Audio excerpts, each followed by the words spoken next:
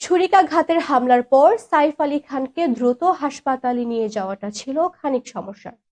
তাই তড়িঘড়ি কোনোরকম এক অটো চালককে ডেকে হাসপাতালে নিয়ে যাওয়া হয় অভিনেতাকে। সেই অটো চালকের নাম ভজন সিং। বিস্তারিত হাসিব খানের ডেস্ক রিপোর্টে।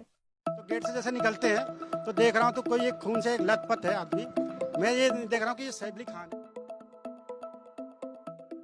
বলিউড অভিনেতা সাইফ আলী খানকে ছুরিকাঘাতের পর রক্তাক্ত অবস্থায় উদ্ধার করে হাসপাতালে নিয়ে গিয়েছিলেন অটোচালক ভজন সিং। নিজের মানবিক দায়িত্ব পালন করলেও সেই কাজের জন্য এখন রীতিমতো বিপাকে পড়েছেন ভজন।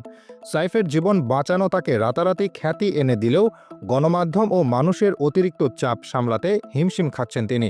ভারতীয়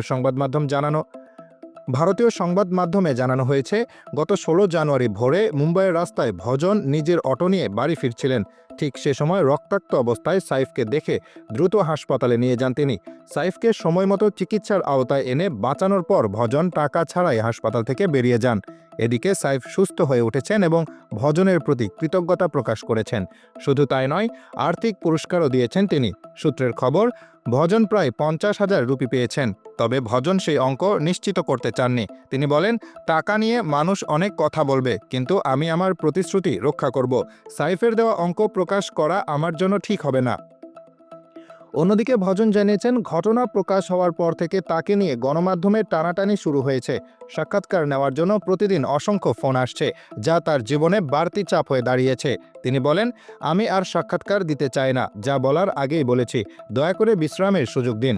সাইফের সঙ্গে সাক্ষাৎ ও ছবি তোলা নিয়েও ভজন বিরক্ত। তিনি বলেন, জানি না ছবিগুলো কিভাবে ভাইরাল হয়েছে, এখন সবাই আমাকে বিরক্ত করছে। আমি কোনো তারকা হতে চাই না, যা করেছি মানবিকতার খাতিরেই করেছি। অটোচালক ভজন সিং উত্তরাখণ্ডের বাসিন্দা। দীর্ঘদিন ধরে মুম্বাইয়ের রাস্তায় অটো চালিয়ে জীবিকা নির্বাহ করেন, কিন্তু এমন এক মানবিক কাজ করে রাতারাতি পরিচিতি পেলেও তিনি এ খ্যাতি চান না। সাইফের মা প্রবীণ অভিনেত্রী শর্মিলা ঠাকুরের সঙ্গে দেখা করে শ্রদ্ধা জানিয়েছেন ভজন।